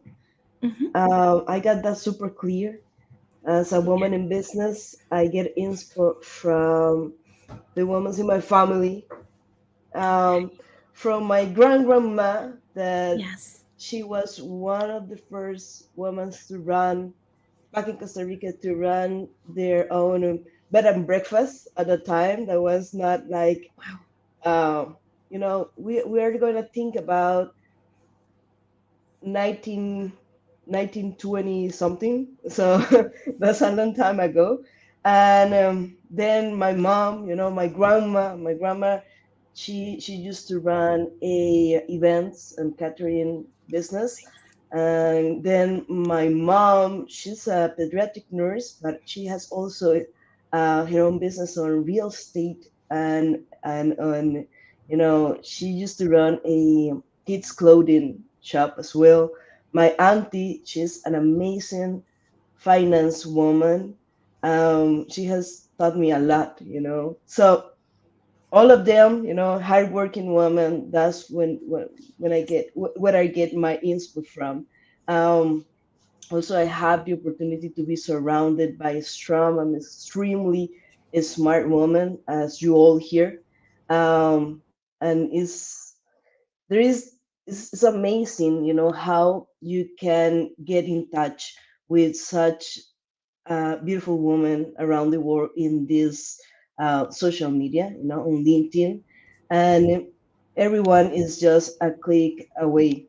So take the opportunity, girls and boys, Yeah. take the opportunity and just get ahead, do your network, and be happy. Remember, I'm here to support you. So if you have a question, or you need something, just let me know. Send me a DM. Thank you. Thank you, Laura. Okay, so we move on quickly. I'm just afraid that I don't know if live stream finishes off on its own, but we'll try. let's let's go for it. Is Towin? Is you raising your hand? Okay. Yes. Sure. Okay. What inspires me is my mom Okay. because she's an hardworking woman, and to be sincere, she has really tried for me. And with the way she does things, I used to wonder, wow, like this woman really inspires me. She can do anything, anything. I mean, she can do any work just to make sure that our children are okay. And that really inspires me when I want to give up. That if my mom can do this and send us to school and we graduated and we are still doing a lot, definitely I can do better. I can do more than that and impact the world. So my mom actually inspires me in every aspect. She gives a lot, she impacts life, she loves God. So that's actually inspires me much. Beautiful. Thank So beautiful said. Okay. And who would like to share the thoughts next? Ola? Yes, Olamide? Yeah, go for it. Okay. So, when listening to other people's stories online, it really inspires me. People who have had more difficult beginnings. For example, I have people close to me who tell me about how they didn't have anyone to take care of them when growing up. How some of them didn't even have access to go to a higher institution, but I was privileged to have that. I have parents who fend for me, even though I work. I still live with my parents, and I had education too. So if they could do that with so many, Um, okay. Hello. Did we lose? Oh, hi. Okay, I think we lost Ola. Okay, so Laura, Jillian, and Lisa, would you like to share some thoughts Okay. quickly? Could I go next? Yes, please. Let's go for it. Can I I just, go? I'll be very fast. I want to echo what Paula Yeah. said. Just do it. Just do it.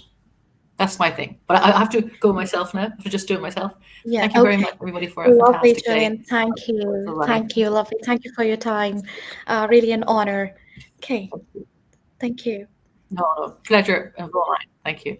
Bye, Laura. guys. Yes. Thank you, Jillian. Bye-bye. Talk to you soon. Laura, go for it.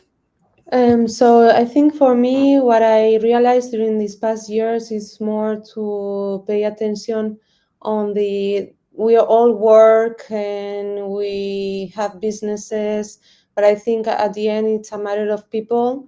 And this is something very important that we don't have to forget, because I see that there are many good projects, but and of course we have to dig down ourselves, and as you mentioned, to spend time on the nature, to connect more with ourselves, and to don't forget this side, because I think we are all everything goes too fast, and this is something that I want to pass the message, and not forget about that. Definitely beautiful, Laura. Beautiful. Thank you. Lisa, here we go. Yeah, Lisa. I Yeah. agree with you, Laura. Time flies. Time flies by. So fast. Yeah, my daughters are what inspires me to get up in the morning, to Oh. work, to do different things, to be Yeah. innovative. I kind of want to leave a little bit of a legacy for them, Yeah. so they look back and say, okay, mom's done something right in the world, or tried to make a difference. So that's what Yeah. inspires me. Beautiful. Beautiful. Well, thank you everyone. It was such an honor to be I'm just feeling so, how do you say? You're so warm in your heart. That's my feeling. And thank you so much. I think we finished it up on time. Yeah, not too late. Thank you for sharing your thought. And I'm sure we need more of these webinars to bring women from different sectors and bring them together and and connect them. I think this is my goal for this year. Connect, and let's talk. Let's network. Yes. Lovely. Thank you, everyone. Okay, I think we can wrap up. And I did not see any questions coming through, but yes, some of the compliments and comments and some thoughts. I'll try and collate it and share with everyone. Okay. Great, lovely. I think it's a good wrap up. Olamide disconnected, maybe just some technical issues, but Yes, I think I'll connect with her later. Yes, Thank you. on the Thanks, 17th. everyone. Thank Thank you you, Shreya. everyone for your time. Have a Bye bye, great and happy International Women's Day once again. Take care, and we'll keep in touch and connect with you soon. Bye. We'll Bye. keep connected. Okay, bye bye. Thank you. Cheers. Bye. Enjoy your day. Um, okay, Laura. Okay. Um,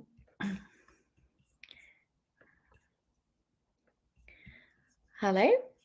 Hi, Ola. Um, hello, Ola. Sorry, we lost you there. Okay, so you were saying, tell us about yeah. So where we left. So you were telling us about what inspires you, and we lost the track in the way. Hello. Hi. Yes. Yes. Yeah. Sure. It was. Yeah. Here we are, two of us. That's great. So, I was talking about listening to other people's stories about how hard things were for them, and they still moved through. Okay, so there's this guy who was telling me that the phone he was using before for Binance, before he could open his Binance app, he had to open it like 3 times before the app could even come up. Now, I had a phone, I had Yeah. food, I had parents to take care of me, I had a university, I had money to buy a laptop. So, this is a privilege. I honestly believe that people who are disadvantaged, people who do not have access to things, it's not like Mm-hmm. I'm better than them because, like, God created all of us equally. So, I strongly appreciate the fact that I have these resources and I really need to do more. And if this is something crazy, if you notice, most of the grass to grace stories that we have in Africa, I don't know about other countries, other Yes. continents, but here Mm. they usually come from people who have been through hell in their Yes. early stage. And Mm. so there is this problem of getting comfortable. I've gotten Yeah. comfortable in my life. I honestly have to say that. And I have another friend. Her father is literally a millionaire. So when she Okay. told me that she wanted to become a copywriter, I told her to get this course, and she just hasn't been working hard because whatever happens, she always has money. So just let's not get comfortable. Let's always strive for more. True, absolutely. And I completely agree. I do apply it in my own life as well. When I feel uncomfortable, I am nervous. I'm afraid.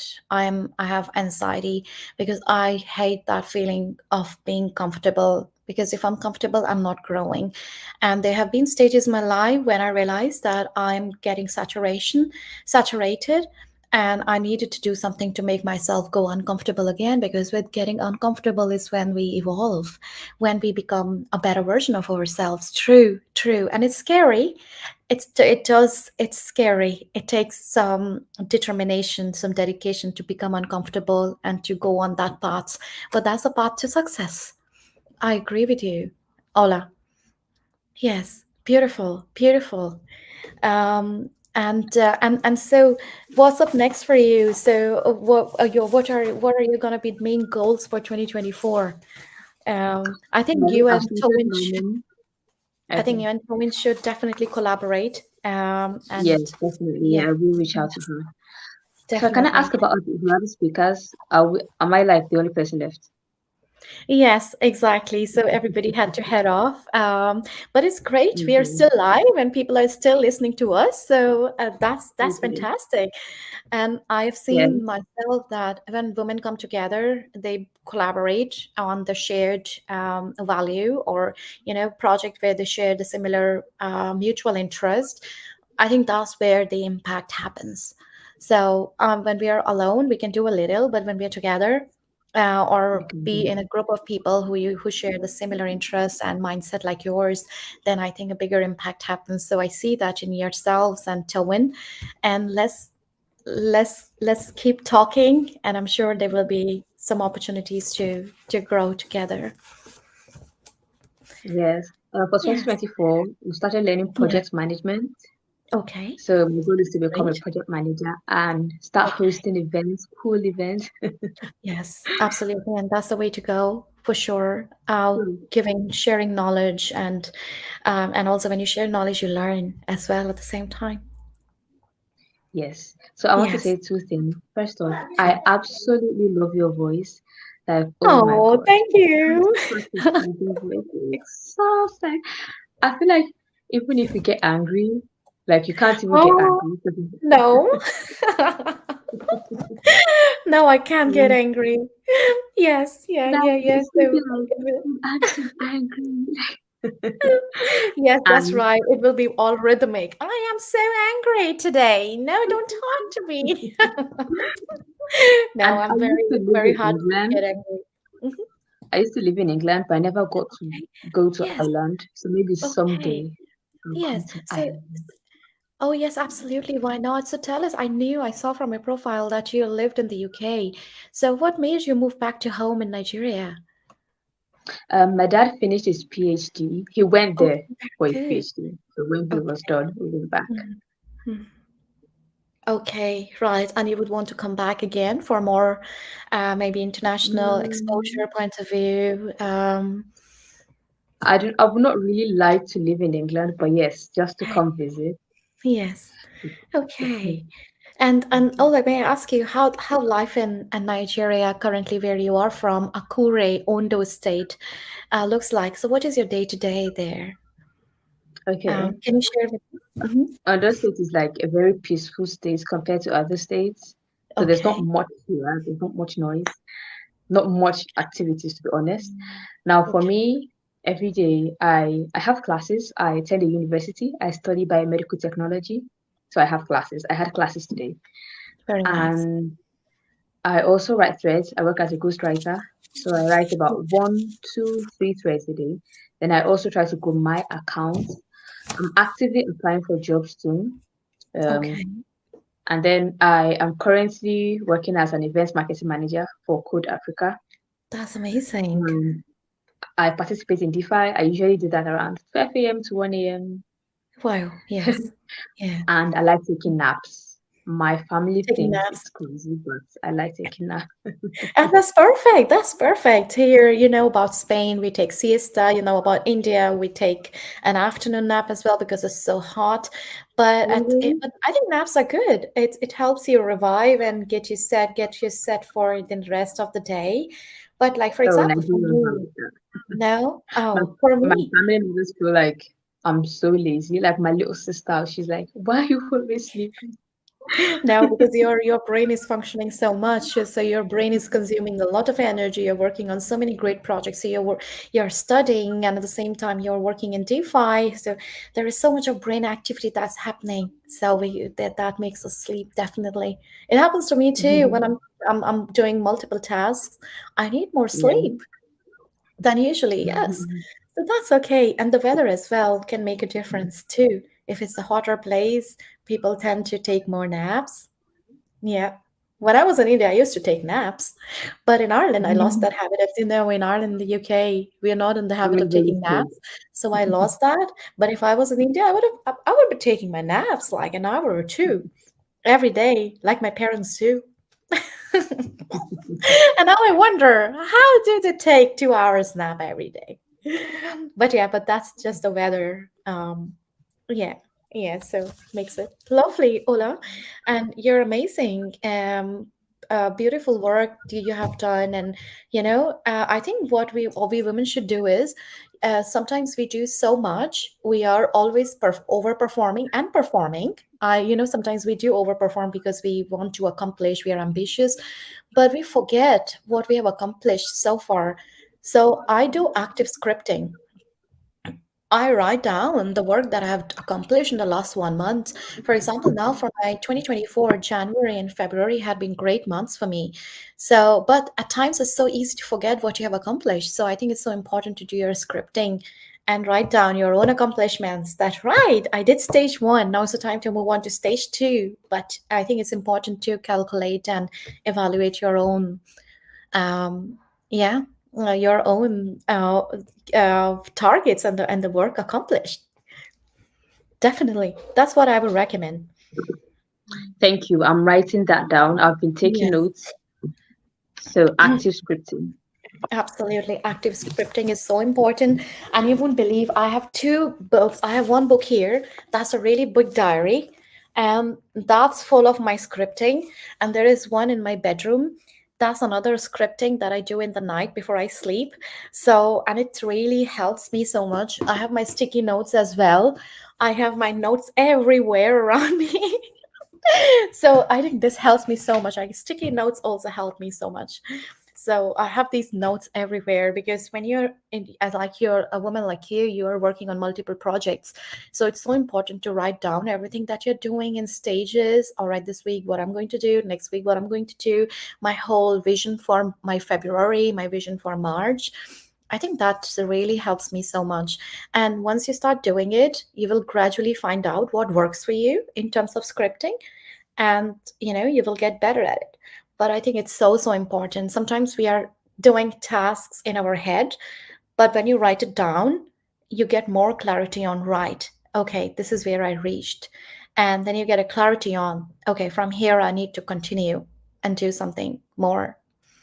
Now it really helps. Try it every day and be consistent with it, and I know you can do it, and it will really help with time management. And also, you're doing project management, so it helps with that too. Documentation. Right. Okay. You're there? You're with me? Yes. Yes. I've always Lovely. been like obsessed with organizing things. Like Yeah. I have like 10 notes. I think I have one for research, one for creating content, one Okay. for writing down my airdrops. Yeah. Hang on, let me think. I think I have Oh, one for spirituality, two for my very nice. PM course on Coursera, Okay. Yes. uh, one for marketing, one for Okay. each project I'm working on. So Okay. I have many So you're notes. already doing it. So that's good. That's good. That's good, really. You should keep doing it. Yes, And at thank times, you. I think because at times you might doubt yourself, but don't doubt. I think when you go back to these documentation that you're doing, writing down your goals, oh my God, you will realize that, oh, how much I have achieved. But I think we at times can compare ourselves, but we shouldn't be comparing ourselves. Yeah, because it's probably our own journey of evolution, a unique journey. I used to compare myself that, oh, I'm not enough. I didn't do this. I have so much to do. This is not enough. There are smarter people than me. But I would get myself under a lot of pressure. And then I realized that now, hang on, it's my journey. It's my growth. It's all happening in the right time. But we are putting efforts. Yeah. Yeah. And I think it's important to keep connected with the community. Community is so important. That's where the ideas come about. I do like to, I would not want the audience to get this in the wrong way, but I do like to pressure myself. I like to compare the things that I have done in times past because honestly, I do not have low self-esteem. I do not see other people are smarter than me, but I always believe that people who have more results than I have are working Mhm. harder than me. I Yeah. mean, and honestly, for most of the things, okay, let me give you airdrops, for example.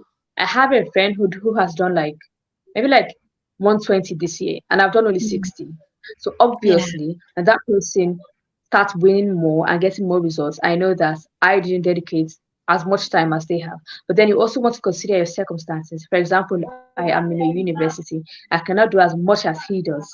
And then I like to cook, and I also dedicate many hours of the week for spirituality. So since I'm Very not willing to good. sacrifice these things, That's yeah, very thank you. good. Thank It's you. So if beautiful I'm not because willing to this sacrifice those things, this makes okay. you a complete human being. This makes you and me a complete human being. I cook all the time. Cooking is a therapy for me. It's a healing therapy for me. It acts like a psychological, maybe a psychotherapist session for me. I love cooking so much, and I am a very spiritual person like yourselves. So I do my prayers. I keep good, strong faith. My God and energy or the universe, I think, walks beside me. And yeah, so things are, this is what makes us a all-rounder human being. And I think that's what we should aspire for. Yeah, keep your personal aspect intact. I know it's easy to forget about it. I'm not a perfect Mm. human being. I forget about it all the time, but I have to keep myself reminding that hey, if you're not eating well, you're not cooking well, you're gonna get sick. And how is every hard work you're putting in is going to help you in your life if I'm not healthy or if I'm not spiritually strong. And having faith is so important. I have experienced having faith in God, having faith in your God. It's so important. I'll always talk about it. hmm Faith has helped me in my Yeah. life in this solo journey when I'm a single woman. I had to take journey on my own, and faith has helped me so much in my life. Yes. So Yeah. yes, keep, I keep like that the going. holistic Oh, view. let me tell you. So I we are like on the the same holistic page. view. Yeah, Yes, we holistic are. view, I mean, I have absolutely. friends who basically they sacrifice sleep. They sleep for like 3 hours a day, and they sacrifice spirituality. Obviously, they don't even go to church on Sundays, Mm-hmm. and they don't cook too. They buy food all the time, and Mm-hmm. obviously they get more results because they can focus more hours on making Yes, money. But then I see. I have a balanced view. I Mm. do. I'm willing to. I'm not jealous of them because I understand that since I cannot sacrifice, I do not want to sacrifice these things, then I will sacrifice some amount of money compared to what they have. But yes, I like your view. I Yeah. believe that everything in life is important, not just money. No, no, absolutely not. No, we are on this earth for a wholesome experience, for that holistic experience. So, just I think the main focus is should be that why we are here on this beautiful planet, and just to realize your real identity, your real being. It's not just to keep working, but to also enjoy nature, animals, plants, cook, experience spirituality, experience divine. And all the tiny experiences that we can get from this planet, take it in, soak it in. Like if I have Yeah. to summarize my life is all about experiences. I learn a lot from my nature, my environment, animals, every tiny thing in my environment is it gives me experience of this life. And I have reached that stage. I wasn't like this before when I was growing up in India. I was told to just concentrate on the studies, perform well, get the exam, get the marks, and and get a good job. But I wasn't a complete holistic human being. Holistic human being, that's what I should say. Like a complete human being. But I think living in Ireland has helped me come to that realization on what how can you make your wholesome personality? How can you enjoy all flavors of your life and being a human being and living on such a beautiful planet? We are blessed. Yes, Yeah. thank you. Mhm. So I'm sorry I Yeah. have to leave now, Yes. but Okay. Yeah, we can first of all, wrap up now. It's a great chat. I learned a lot from everyone. I have about 4 pages full, and Yeah. thank you so much, Taro. Oh, Thank you so much. I love your lovely. voice. Thank you, Ola. I Thank like you your so much. voice. And let's keep in touch and meet again. We'll meet again soon. And thank you for your Yes. time. Again, my heart is so warm and my heart and soul is so warm. Yes, thank you. And to all I'll the talk to women you. here, thank you. Yes, I love and you. all the Happy International Women's Day. all the great success for you in 2024. And we'll meet again and see how we can collaborate and achieve together. Great. Yes. Thank Bye. you, Olamide. Take care. Bye bye.